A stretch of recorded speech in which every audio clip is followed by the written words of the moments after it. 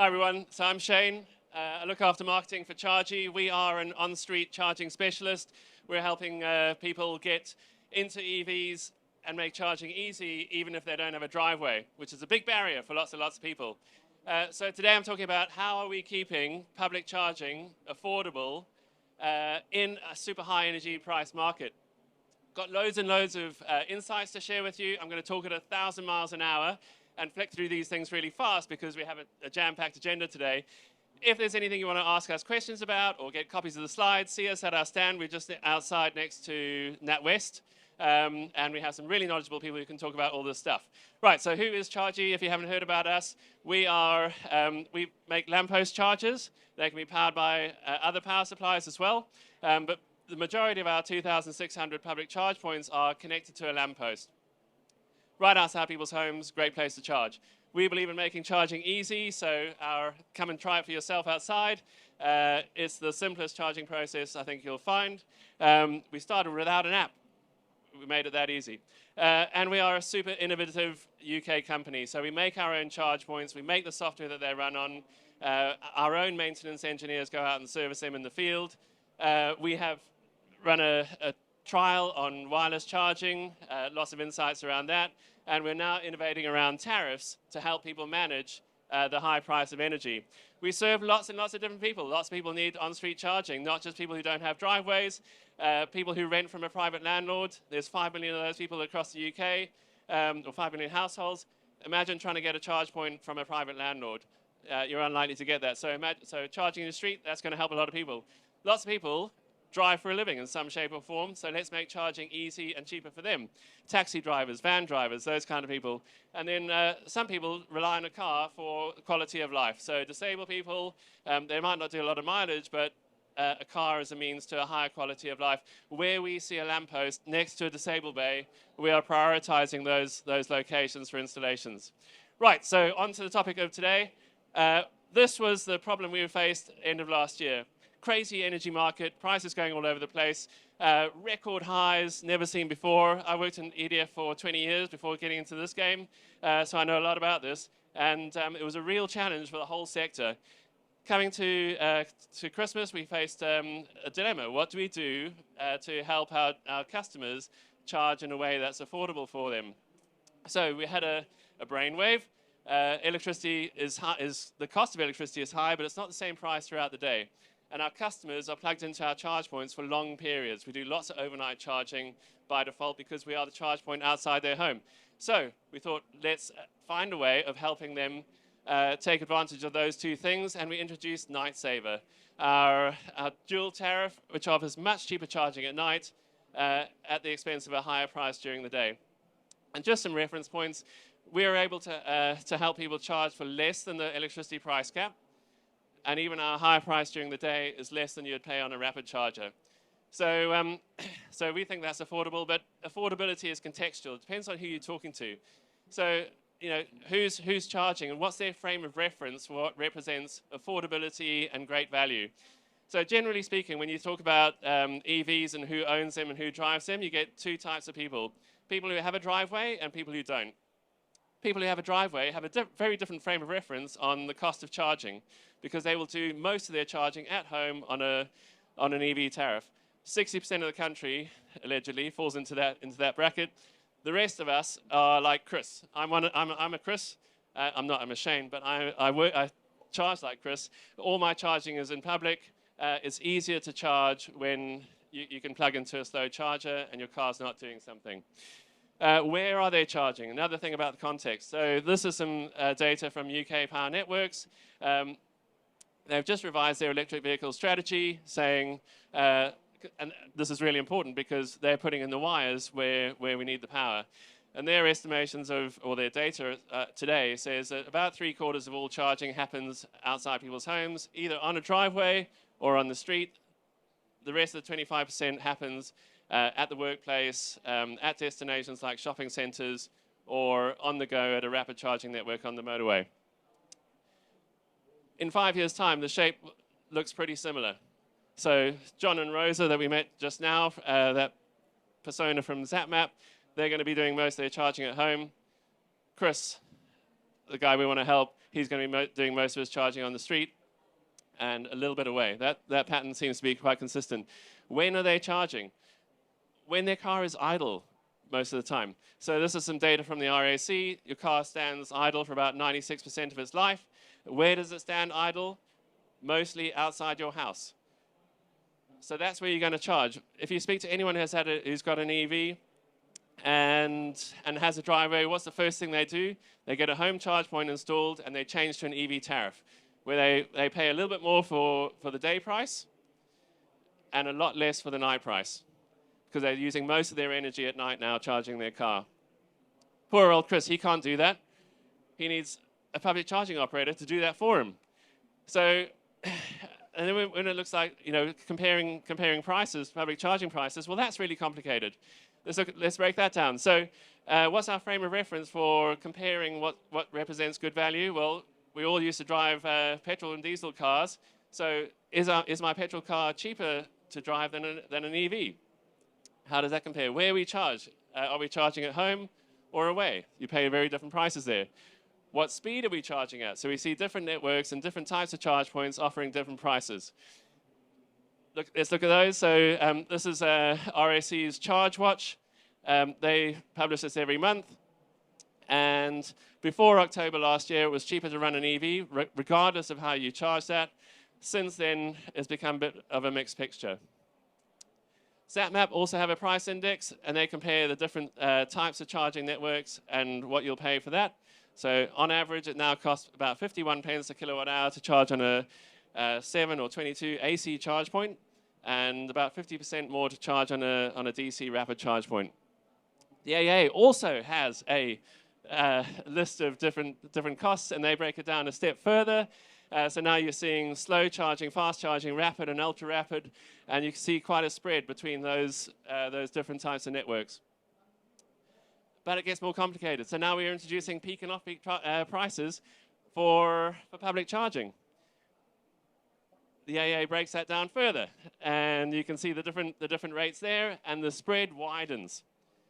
So this affordability thing is getting really complicated, and it's made complicated further by us CPOs, because we have different definitions of what is peak and off-peak charging. If you're a rapid provider, peak charging for you is that evening window period between 4 and 8 p.m. when energy is really expensive. If you're a slow charging network like us, off-peak charging is at night, and the rest of the time is peak charging. So poor old drivers, where they're going to go to get just a list of prices from different charging networks? Lecky.net, operated by Brighton City Council, maintain this. They are sort of leaders in the field in terms of councils. Oh, and who's at the top for best value? Oh, that happens to be Char.gy. So, frame of reference is really important for understanding what we perceive to be good value for public charging. So what's a fair price is kind of the question that we tend to ask ourselves.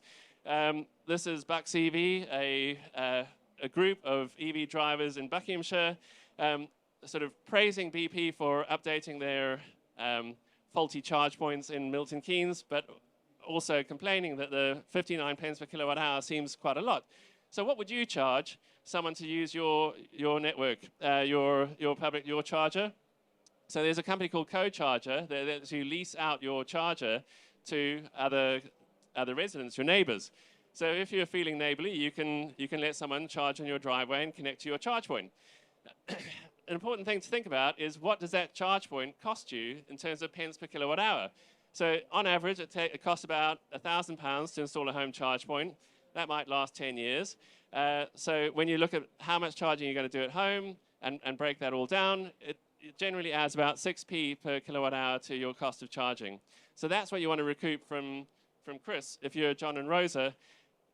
And Char.gy make that pretty simple. They have a host calculator which helps you work out what you should charge to cover your energy costs, cover the cost of using the platform, and cover the wear and tear that Chris is going to put on your charge point. Work that all out, and you come out at 50p per kilowatt hour. That's giving you just enough to cover the wear and tear, and you're not charging 20% VAT like we have to. So I think 59p that BP Pulse is charging is pretty good value in that context. Right, so Now we have this really broad scale of how much it's going to cost you to charge, depending on where you charge, when you charge, and what you connect to. So all the way from 7.5p for charging overnight at home to 75p for charging on a rapid network, and a range of things in between. Yeah, feeling like that? Cool. Right, so mentioned we introduced our Night Saver tariff. Let's look at how drivers have responded to that. What did Chris think before we launched that? So we asked our customers a bunch of questions around what they thought about day-night prices before we introduced them. We said, do you think it's a good idea or a bad idea? How's it going to change your charging habits, and what kind of driver are you? Here are some insights from that research. So most of them thought it was a good idea, just barely most of them, but on a ratio of 2 to 1. And there were some breakdowns between what kind of driver you thought that they were. So private drivers were much more in favor of this than working drivers. Why did they think it was a bad idea? Well, generally because it didn't fit with their lifestyle. So they might have been shift workers who worked at night and had to charge during the day. Day-night pricing doesn't really work for you in that situation.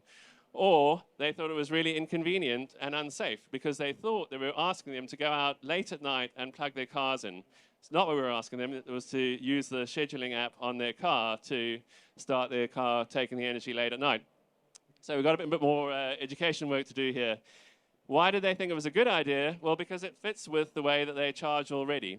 Small adjustment and they can make a huge saving. I was surprised by how many people are sort of grid conscious and thinking actually charging overnight is good for the electricity system. Very few people, only one person said this is good for the environment. Bit sad, but that's where we are. More education. So will it save you money? What did they think about that before we launched the tariff? Bit of a mixed picture here. So I'm going to share with you whether they did or not. So what have they done since? How have drivers responded to our new day-night pricing? This was our plug-in and unplug curves before we changed our prices. So you can see the trend here. This is like analyzing 100,000 charging events.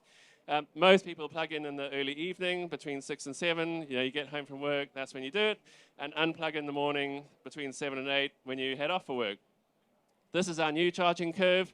So we have kind of flattened the peak in COVID speak.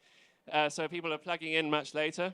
We don't want them plugging in much later. We want them starting their charge later, so it's more convenient to access those cheaper prices. And people are unplugging slightly earlier in the day, so before 7 a.m. when the more expensive energy price kicks in. What has that done for the way that they charge? How much energy do they take per charge? So it seems to be that they are charging in bigger chunks. So about 3/4 of our charging events are under 35 kilowatt hours. So that's 7 hours on a 5 kilowatt charge point, which is what most of our lamppost chargers are rated at. But they're tending to do bigger charges. So maybe, yeah, you can see the data there. And what has that done for the environmental story? Well, this is looking at March. This was the average carbon intensity of the grid in March. So you can see it's generally dirtier in the morning and evening drive times. This was how people were charging in November. So lots of energy was being used overnight, and about a third and 20% in those two time periods. This was our charging curve in March. So we've pushed a huge amount of demand into the wee hours of the morning, which is great for the carbon intensity of the grid and the carbon intensity of your driving, and much, much less, like half the amount of energy being delivered in the evening peak when the grid is normally more carbon intense. Did Chris save? Okay, last slide here. These are some benchmark prices. So 29 pence is, you'd get that as your effective charging rate if you did all your charging between midnight and 7 a.m. 35 pence is what you want to be paying to keep your driving to under 10 pence a mile. And we've got those other averages there. So the average cost of charging on an AC charger and the average cost of charging on a rapid charger. This is the new data. So in April, 22% of all our charging events were fully within the midnight to 7 a.m. period.